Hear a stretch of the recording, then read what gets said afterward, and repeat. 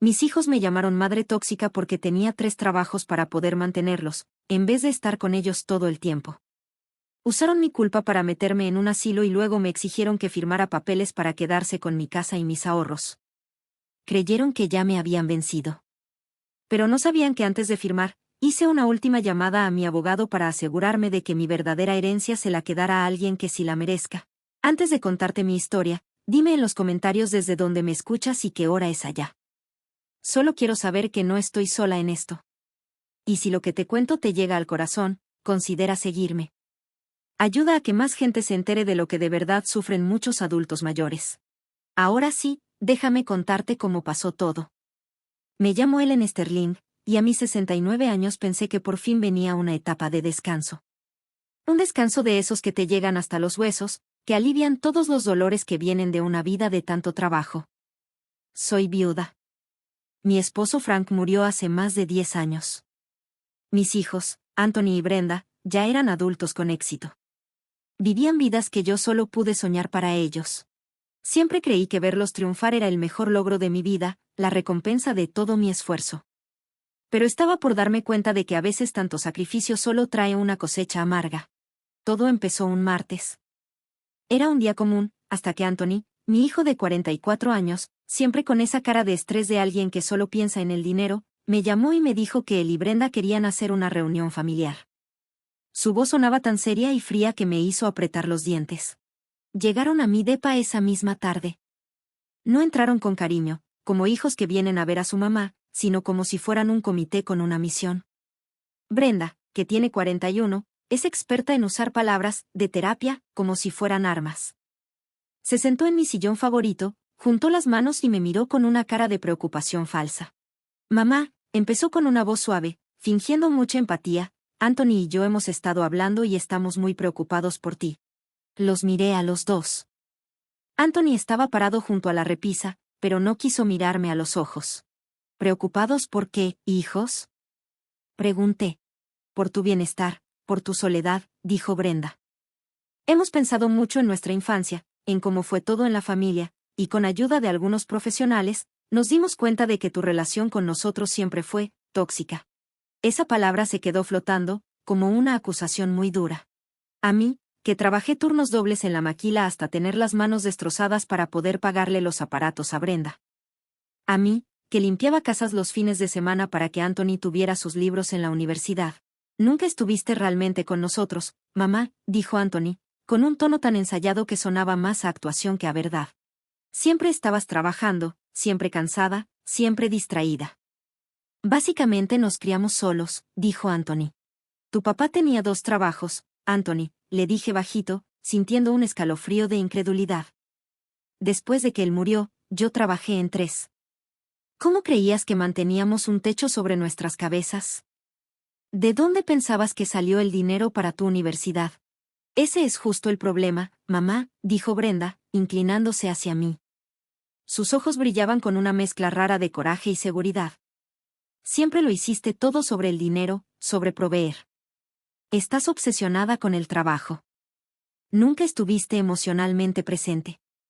Eso nos hizo sentir abandonados. Nos dejó un trauma que apenas ahora empezamos a entender. Sentí como si estuviera escuchando una historia torcida de mi vida. Para ellos, las horas que trabajé no eran una muestra de amor, sino una señal de que no me importaban. Mi cansancio no era por todo lo que hacía por ellos, sino porque según ellos, no me interesaban. Tomaron todo lo que hice como madre y lo convirtieron en una historia donde ellas eran las víctimas y yo, la madre fría y ausente. La charla, si se le puede llamar así, siguió igual por mucho rato. Cuestionaban cada cosa que hice, cada recuerdo, hasta que empecé a sentirme mareada. Mi propia sala me parecía un lugar ajeno. ¿Y si era cierto? ¿Y si, por tratar de darles una mejor vida, en realidad no se las di? La culpa, esa vieja conocida de los padres que trabajan sin parar, empezó a hacerme pedazos por dentro. Y entonces vino el golpe más fuerte. Y por eso, mamá, dijo Anthony mirándome ahora sí, pero con una cara seria y fría, hemos tomado una decisión por ti. Es por tu bien. No creemos que puedas seguir viviendo sola ni manejando tus cosas. Estás más cerrada, te olvidas de cosas. Ya no es seguro. Encontramos un lugar muy lindo, agregó Brenda con una voz dulce que me revolvió el estómago. Se llama Evergreen Pines. Es una residencia muy bonita. Tienen actividades, te cuidan todo el día. Vas a estar más feliz allá. Más feliz. Más controlada. Como si fuera un objeto que se tiene que organizar, no una persona. Los miré. Mis hijos. Mi sangre. Y con toda la calma del mundo me explicaban cómo me iban a encerrar. No solo querían cambiar mi pasado, también querían borrar mi futuro. Mi casa, mi libertad, mi dignidad, todo lo iban a entregar para tener ellos el control. Sentí una tristeza tan profunda que me ahogaba. Lo habían logrado. Usaron mis miedos como madre para justificar sus propios intereses, su ambición disfrazada de preocupación. Estaba tan cansada, tan rota por dentro, que ya no tuve fuerzas para pelear. En ese momento, les creí. Creí que les fallé. Creí que era una carga. Pensé que tal vez sí merecía eso, una habitación tranquila en Evergreen Pines, un lugar donde desaparecer mientras ellos manejaban la vida que yo tanto me esforcé por construir. Mi silencio lo tomaron como si les estuviera diciendo que sí. Y en ese silencio, sentí como si mi vida empezara a desvanecerse poquito a poco. La semana antes de que me llevaran a Evergreen Pines fue como un desarme silencioso pero bien planeado. Anthony y Brenda, sintiéndose orgullosos de su gran intervención, se movían con tanta rapidez y eficiencia que se sentía como si estuvieran invadiendo mi vida. Recorrieron mi depa, dividiendo todo en cajas bien marcadas, cosas para guardar, cosas para donar, y una gran pila de cosas para tirar a la basura. Yo los miraba desde mi sillón, sin decir nada. Solo era una espectadora más, en la historia de mi propia vida que estaban borrando. Mi colección de discos de jazz, los mismos que escuchaba con Frank mientras bailábamos en esta misma sala, los sacaron sin pensarlo. Brenda agarró uno, le sopló el polvo y dijo, esto ya es cosa del pasado. Y lo puso en la caja de donaciones. Luego estaban las colchas gruesas que hizo mi abuela a mano. Las que mantuvieron a mis hijos calientitos durante muchos inviernos. Están llenas de polvo, mamá, dijo Anthony, haciendo cara de asco. Seguro tienen bichos. El escritorio de roble donde les ayudé con sus tareas, donde me desvelé haciendo cuentas para que nunca les faltara nada, está muy grande, ocupa mucho espacio, dijo Brenda. En Evergreen Pines te vamos a comprar un escritorio chiquito, moderno. A la basura. Cada decisión que tomaban era como un piquete en el corazón. No solo estaban vaciando mi casa, estaban fabricando una nueva versión de mí, una mamá más fácil de manejar, con menos cosas, menos recuerdos, y menos derechos sobre su tiempo, y sobre su herencia. Y yo, entre todo lo que decían, me dejé llevar por la culpa. No dije nada, la culpa me abrazaba como si fuera una sombra que nunca se iba. ¿De verdad fui una madre tóxica? Mi vida de trabajo, de desvelos y de cuidar que no les faltara nada, ¿en realidad fue abandono? Empecé a recordar su infancia. Buscaba señales de que había fallado. Las obras escolares a las que no fui por salir tarde del trabajo. Las juntas de la escuela que me perdí por estar agotada. Las noches en las que llegaba tan tarde, que ya estaban dormidos. En su momento, cada cosa sentida como una decisión difícil, pero necesaria, un precio que pagar para que ellos tuvieran una vida mejor. Ahora, ellos decían que todo eso era abandono emocional, y en mi tristeza y confusión, empecé a creerles. El día que me llevaron a Evergreen Pines, el cielo estaba de un gris triste, apagado. El lugar era limpio, casi demasiado, olía a cloro, y a algo más que no se podía decir con palabras, pero que dolía, tal vez era resignación. Había otras personas mayores, todas con la misma cara, como si ya hubieran aceptado su destino. Mi cuarto era chiquito, con una sola ventana que daba a un jardín bien cortado, pero sin vida. El cuarto tenía una camita angosta, una cómoda chiquita, y la mesa, moderna, que Brenda me había prometido. En realidad, era un pedazo de madera barato que hasta se movía si me recargaba tantito. Me acomodaron rapidísimo, con esa alegría forzada como cuando dejas a un niño en un campamento de verano. Sacaron algunas de mis cosas, mi ropa, unas cuantas fotos que ellos aprobaron. Luego vinieron las despedidas. Mamá, ya tienes todo lo que necesitas, dijo Brenda con una sonrisita fingida. Hay actividades todas las tardes, y la enfermera va a venir con tus medicinas. Te hablamos la próxima semana para ver cómo te estás adaptando, añadió. Anthony solo me dio una palmadita torpe en el hombro. Es lo mejor, mamá, dijo sin atreverse a verme a los ojos. Aquí vas a estar segura. y se fueron. La puerta se cerró con un clic seco, y me quedé sola, en ese cuarto beige, callado y extraño. Me senté en la orilla de la cama dura. El silencio me cayó encima como una losa. ¿Esto era estar segura? ¿Este silencio? ¿Este borrar una vida sin hacer ruido? ¿Desaparecer poquito a poco, sin que nadie diga nada? Las primeras semanas fueron como caer en un hoyo profundo y gris. La culpa me envolvía como una cobija pesada. Empecé a escuchar a otros viejitos ahí. Contaban historias parecidas, hijos ocupados, casas difíciles de mantener, decisiones tomadas sin preguntar. Me vi reflejada en sus caras cansadas, y me dio miedo. ¿Ese era mi destino? ¿Irme apagando hasta volverme una viejita más, sin rostro ni nombre?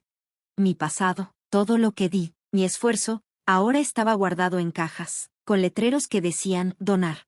Extrañaba a mis nietos con un dolor tan fuerte que se sentía en el cuerpo. Les pregunté a Anthony y Brenda si podían venir a verme, pero ya tenían la excusa lista.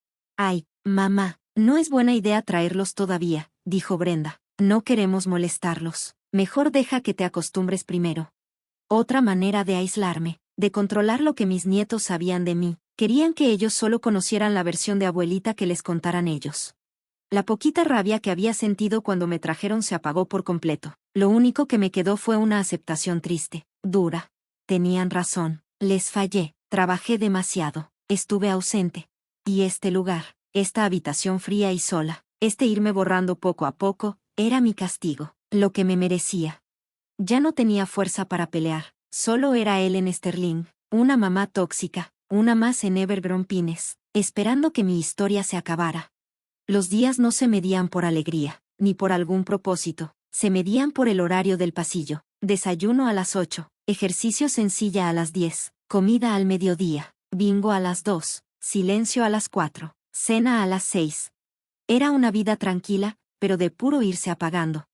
Y durante esas primeras semanas, me dejé llevar. La culpa que mis hijos me metieron también era como un tranquilizante.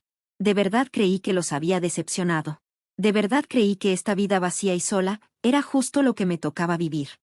Anthony y Brenda me hablaban una vez por semana, con esas voces que suenan felices, pero falsas. Me preguntaban por la comida, por las actividades, que si ya tenía amigos, pero nunca me preguntaban si era feliz, nunca me decían si quería regresar a casa. Me hablaban como si fuera una niña en un internado. Y yo sabía que no tenían intención de venir a verme nunca. Sus llamadas no eran para mí, eran para tranquilizar su conciencia, como si hablar 10 minutos a la semana los hiciera sentirse buenos hijos.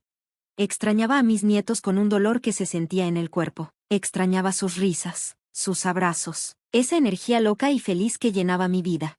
Pero cada vez que pedía verlos, me salían con las mismas excusas de siempre. Es que tienen mucha tarea. Mamá, aquí no es buen lugar para niños. No queremos cambiarte tu rutina. Poco a poco me estaban quitando la única alegría real que me quedaba. Fue en la cuarta semana, cuando me di cuenta de la verdadera razón por la que me habían traído aquí. Ese día Anthony y Brenda llegaron sin avisar. No trajeron flores, ni mi panecito favorito. Solo traían una carpeta de esas grandes y caras, y una actitud muy seria. Se sentaron frente a mí en la salita de visitas, ese cuartito sin sol. No traían esa alegría falsa de siempre. Mamá, empezó Anthony, directo al punto. Su voz sonaba como la de un abogado, no como la de un hijo. Ya que estás instalada aquí y todo está bajo control, es momento de hablar sobre tu patrimonio. Patrimonio. Repetí esa palabra en mi cabeza y sentí un nudo en el estómago. Sí, dijo Brenda, sacando papeles de la carpeta. Aquí está tu casa, tu pensión, tus ahorros, todo eso está ahí, sin moverse. Tenemos que ponerlo a trabajar, invertirlo bien, para tu cuidado. Claro, añadió rápido, y también por el bien de la familia. Deslizó los papeles hacia mí. Eran documentos legales, poderes notariales, traspasos de propiedad, cosas que les darían control total sobre todo lo que me pertenece. Necesitamos que firmes esto. Mamá, dijo Anthony serio, es lo mejor. Ya no puedes cuidar una casa, ni estar al tanto de inversiones. Nosotros podemos encargarnos de todo, así te quitas de preocupaciones. Los vi, a mis hijos, mi sangre, tan apurados por quedarse con lo que es mío. Y en ese momento entendí todo con claridad. No era por mi supuesta maternidad tóxica, no era porque yo ya no pudiera cuidarme sola. Todo era por dinero, siempre fue por dinero. Usaron mi culpa de madre, mis miedos, mis errores, para manipularme, para hacerme a un lado y quedarse con mi casa, mi pensión, mis ahorros.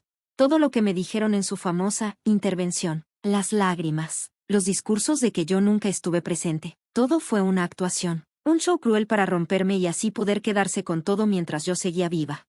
Y al ver sus caras, llenas de prisa, de ambición, algo dentro de mí despertó, algo que pensé que ya no existía. Una chispa. La vieja Ellen. La que los crió sola. La que enfrentó todo con fuerza y sin quejarse. Y de pronto, esa culpa que me había aplastado por semanas, se fue. Se deshizo. Y en su lugar, nació una rabia clara y poderosa. No solo me habían ofendido, no solo me habían dejado sola, habían planeado toda una guerra psicológica contra su propia madre, solo por dinero. Intentaron hacerme pensar que estaba loca, que era una fracasada, todo para quitarme lo que era mío. Vi los papeles, luego sus caras, esperando que firmara. Ah, ¿con qué de eso se trataba? Dije, con voz tranquila pero firme, ya no temblaba, hablé fría, como hielo. No era que yo estuviera mal o que no pudiera con mi vida, era esto. Golpeé los papeles con un dedo. Mi casa, mi dinero. Brenda hasta se atrevió a parecer ofendida. Mamá, eso no es justo, solo queremos ayudarte, es por tu bien. ¿Mi bien? Solté una risa seca, sin alegría. Por mi bien, me metiste aquí, en este lugar triste, me alejaste de mis nietos, me haces sentir como si no valiera nada, ¿y eso es ayudarte? Esto no es ayuda, es un robo. El rostro de Anthony se endureció. Somos tus hijos, mamá, dijo con voz seria, casi amenazante. Nos debes la infancia que no tuvimos porque siempre estabas trabajando. Eso fue lo último, el golpe que ya no tenía perdón. Mi sacrificio, eso que me partió el alma durante tantos años para darles lo mejor, ahora lo usaban como excusa para robarme. Sentí que la rabia que llevaba apagada por semanas, de pronto se prendía como fuego fuerte. Les aventé los papeles. No les debo nada, dije, tan fuerte que hasta se encogieron. Mi deuda la pagué diario, durante 20 años, con dolor de espalda, salud hecha pedazos y noches solas. Y tú apenas vas a conocer lo que es una verdadera deuda. Me miraron sorprendidos, como si no pudieran creer lo que estaban viendo. Ya no era la viejita triste que decía que sí a todo, no. Ahora tenían frente a ellos a una mujer de verdad, a una madre que ya no se iba a dejar. ¿Quieres mi casa? Dije con una sonrisa lenta, peligrosa. ¿Quieres mi pensión, mis ahorros? Pues no vas a tener nada, ni un solo peso. Me levanté, el cuerpo me dolía, sí, pero el alma ya no, estaba más viva que nunca. Lárguense, salgan de mi cuarto, y no vuelvan, hasta que hable con mi abogado. Se fueron como podían, tartamudeando, todo su plan tan bien armado, hecho pedazos. Me quedé junto a la ventana, viéndolos irse. Ya no eran los hijos preocupados que decían cuidarme, eran lo que realmente eran, dos ambiciosos frustrados. Sabía que la batalla no había terminado. Pero por primera vez en mucho tiempo, me sentí yo misma otra vez. Había encontrado por qué luchar. Y esta vez, no pensaba perder. Las semanas que siguieron después de ese pleito con Anthony y Brenda, fueron como empezar mi propia guerra silenciosa. Ellos esperaban encontrar a una mamá triste, llena de culpa, una que pudieran manipular fácil para que les dejara todo y se rindiera.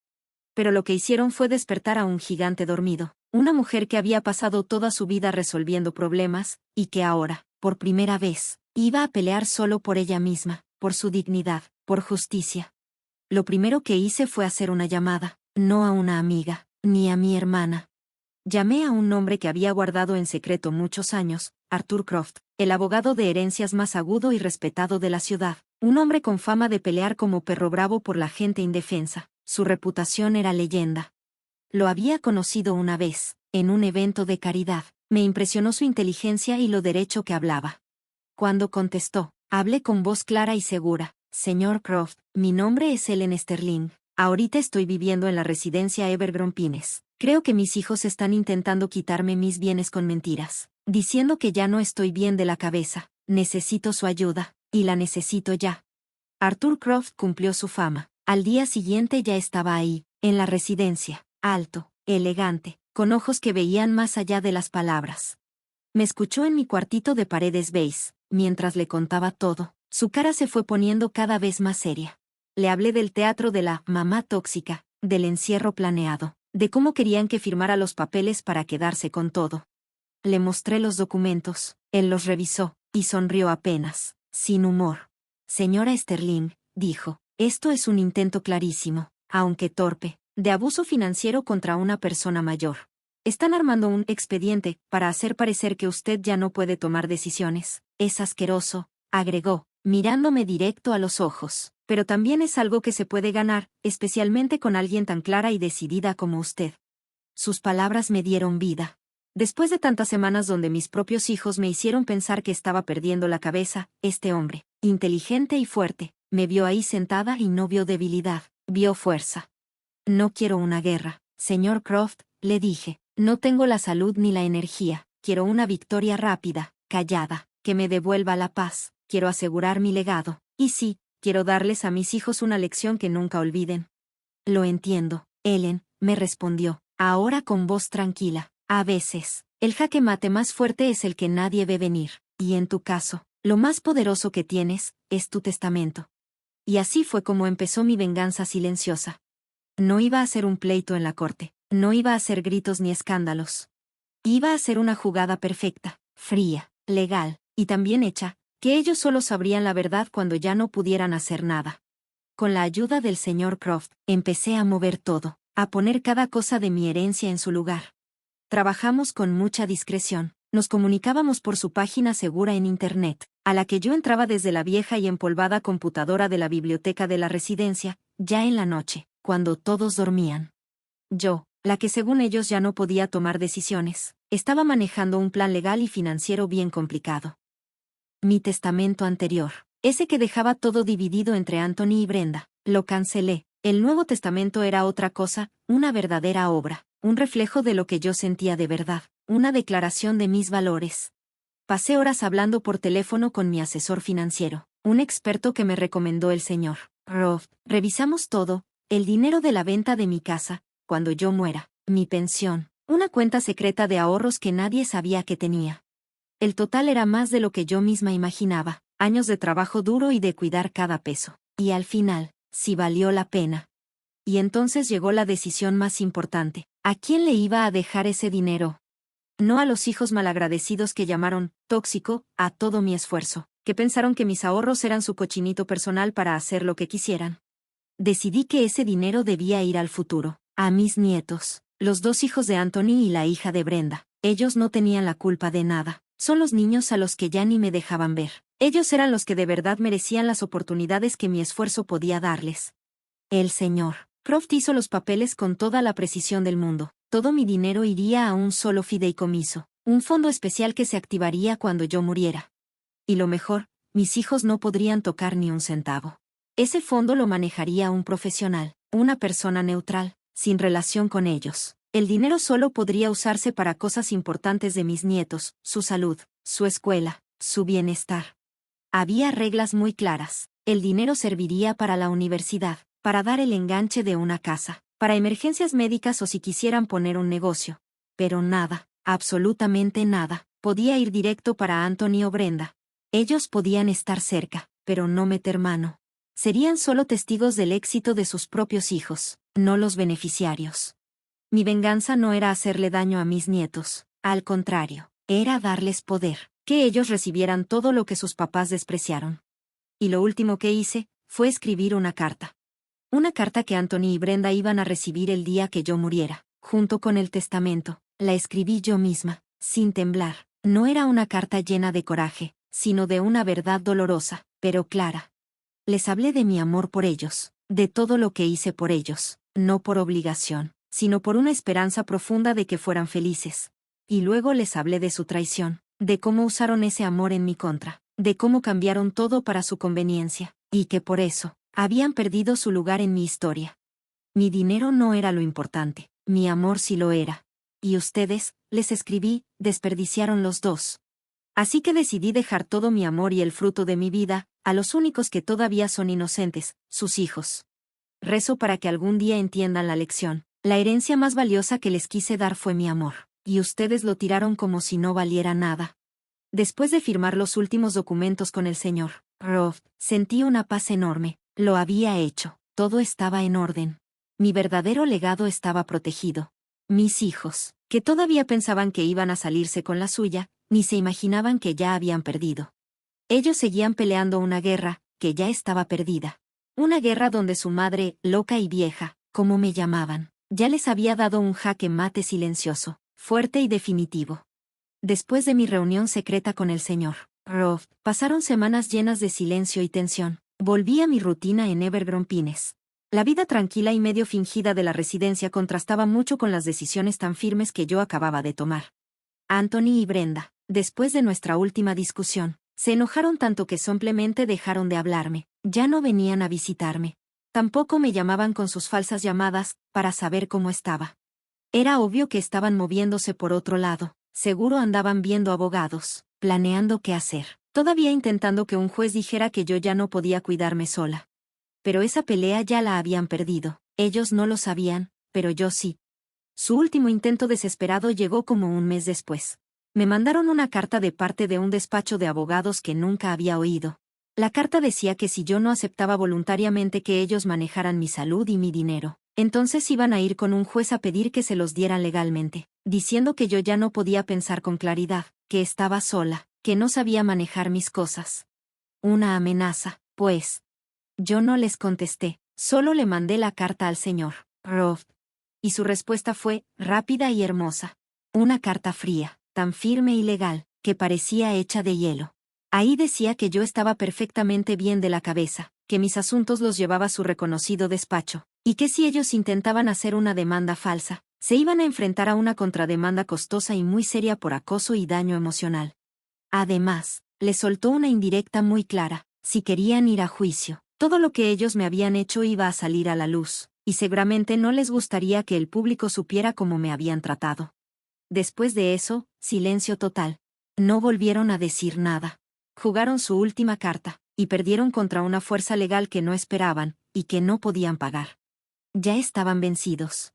Mi salud, en cambio, seguía decayendo poco a poco. La vida tranquila en la residencia, lejos del veneno diario de mis hijos, me trajo algo de paz, pero no podía borrar los años de estrés, trabajo duro y enfermedades que arrastraba por siempre haber estado para ellos. Mi tos empeoraba, el dolor en mis huesos ya era constante. Fue en ese tiempo que conocí a María, una joven enfermera auxiliar con ojos buenos y manos suaves. Ella no se creyó la fama de difícil que mis hijos me habían colgado. Se sentaba conmigo por las noches, me leía cuando ya no podía ver bien, escuchaba mis historias de antes, de Frank, de cómo crié a mis hijos en tiempos más felices.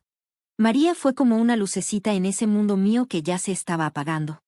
Y entonces, una noche, mi hijo llamó. La primera vez en meses. Su voz era distinta. Ya no había arrogancia, ya no había enojo. Solo un tono vacío, raro. Mamá, dijo. Brenda y yo necesitamos verte. Supimos que no estás bien. Una parte de mí, esa parte de madre ingenua que nunca se muere del todo, sintió un poquito de esperanza. ¿Será que por fin se habían dado cuenta de lo que hicieron? ¿Vendrían a disculparse, a tratar de arreglar las cosas antes de que fuera demasiado tarde? Vinieron al día siguiente. Se veían gastados. Anthony había bajado mucho de peso. Su traje caro ahora le colgaba. Brenda tenía la cara pálida, cansada. Ya no tenía esa seguridad presumida de siempre. Solo traía un ramillete triste de claveles en la mano. Se sentaron conmigo. La plática fue incómoda. Hasta que Anthony al fin habló claro. Mamá, sabemos que cometimos errores, dijo, sin mirarme a los ojos, viendo sus manos. Estábamos bajo mucha presión, pero seguimos siendo tus hijos, tu familia, y como tu familia, creemos que ya es momento de empezar a organizar tus cuidados, tus últimos arreglos. Entonces me vio con una mirada entre esperanza y avaricia. Necesitamos saber qué esperar. Ahí me di cuenta de la verdad. No venían a pedir perdón. No venían a saber cómo estaba yo. Venían como buitres, a ver cuánto valía lo que quedaba de mí, a asegurarse de que les tocaría cuando muriera. En ese momento, todo el amor, todos los sacrificios, toda la esperanza que guardaba como madre, se murió dentro de mí. Lo poco de cariño que aún les tenía, desapareció, se volvió un vacío frío. Los vi, a mis propios hijos, a esos desconocidos con caras familiares. Y les di mi última lección. Anthony, Ya hice todos mis arreglos, les dije con voz tranquila pero firme como campana. Mi testamento está firmado, sellado, y no se puede cambiar. Ya decidí a quién le dejaré todo, a las personas en quienes más confío, a quienes representan el futuro de esta familia. Vi cómo en sus caras apareció una sonrisa de alivio. Pensaron que me refería a ellos. Entonces continué, despacito, disfrutando ese último golpe. Todo, la casa, la pensión, los ahorros, irá a un fideicomiso para sus hijos, mis nietos, con una cláusula muy clara: ustedes, sus padres, no podrán tocar ni un solo centavo. Y entonces vi cómo sus rostros se transformaron.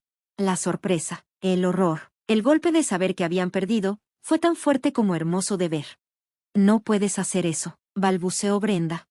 Sí puedo, le dije con una sonrisa chiquita y triste, y ya lo hice.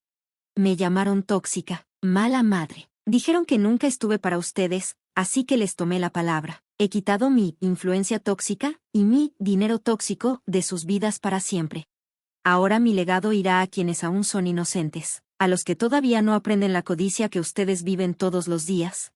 Toqué la campanita para llamar a la enfermera. Mis hijos ya se van, le dije con calma. Los acompañaron a la salida, sin decir una sola palabra. Tenían la cara pálida.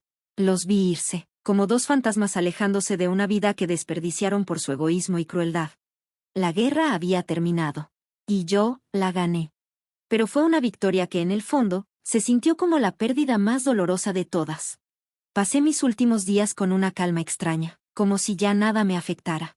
Las peleas legales y emocionales habían terminado.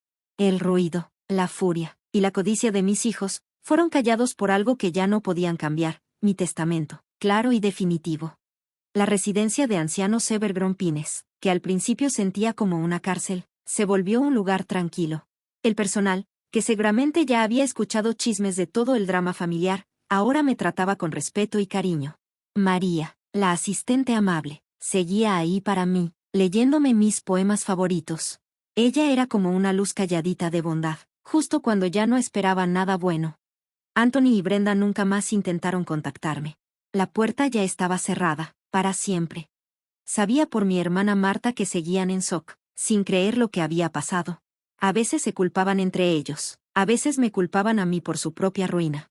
Estaban tan seguros de que heredarían todo, tan confiados de que podrían manipularme, que cuando vieron la realidad, fue un golpe del que no se pudieron levantar. Pensaban que su futuro estaba garantizado con mi dinero. Ahora, tenían que construirlo desde cero, y eso les daba miedo. Esa fue la verdadera tristeza, el dolor de una madre por los hijos que perdió, no porque murieran, sino porque eligieron alejarse. Pero no sentía arrepentimiento. Sabía, con más claridad que nunca, que hice lo correcto, era lo único que podía hacer. El señor Croft, mi abogado, vino a verme una última vez, solo para asegurarse de que todo estuviera en orden. Eres una mujer extraordinaria, Ellen, me dijo, tomándome la mano. Tus hijos no tienen idea de lo que perdieron. Oh, Arthur, le contesté con una sonrisita cansada. Ellos creen que solo perdieron el dinero. Mis nietos, ellos sí fueron mi último y más grande pensamiento. Le pedí al señor Croft que cuidara el fideicomiso que dejé para ellos. Quería que lo manejaran con cuidado, que no fuera un premio fácil, sino una verdadera oportunidad. Ese dinero sería para su educación, su salud, el enganche de su primera casa, para lo que les ayudara a crecer y tener un buen futuro. Ese era mi amor. Mi verdadera herencia. Romper con una generación de egoísmo, y entregar algo bueno a quienes todavía tienen esperanza. También le pedí al señor Croft que, junto con mi testamento, incluyera una carta personal para mis hijos, y otra, aparte, para que mis nietos la leyeran cuando ya fueran adultos. A mis nietos no les hablé de lo crueles que fueron sus padres. Les hablé del amor que siempre les tuve. Les conté de su abuelo, de los sueños que tuvimos, y de los sacrificios que hicimos, no por obligación, sino por una esperanza muy fuerte, casi desesperada, de darles un futuro mejor. Les dije que esta herencia no era solo dinero. Era un pedacito de ese amor. Un amor que ahora iba directo para ellos. Recé para que algún día pudieran entender lo que realmente vale. Conforme mi energía se iba apagando, y todo a mi alrededor se volvía más suave, sentí una paz rara, pero bonita. Mi vida no fue lo que yo había planeado. Estuvo llena de mucho trabajo, dolor y traiciones que nunca vi venir. Pero el final sí fue mío. Me llamaron madre tóxica. Dijeron que no estuve para ellos. Me vieron como un fracaso. Pero mi último acto aquí en la tierra fue todo lo contrario, fue un acto de amor profundo, protector, y que durará por mucho tiempo. Aseguré el futuro de la nueva generación de mi familia. Me aseguré de que lo que logré con tanto esfuerzo sirviera para alimentar nuevos sueños, no viejos rencores. Mi venganza no fue hacerles daño. Fue este último acto de amor silencioso. Un amor que ellos nunca quisieron ver, que fueron demasiado egoístas para aceptar. Un amor que, ahora, simplemente los dejaría atrás. Mi verdadero legado era para los inocentes. Ellos pensaron que fracasé como madre, pero mi último acto como mamá, como abuela, fue, creo yo, el más exitoso, el más importante y el más hermoso de toda mi vida. Y con ese pensamiento, por fin pude descansar de verdad.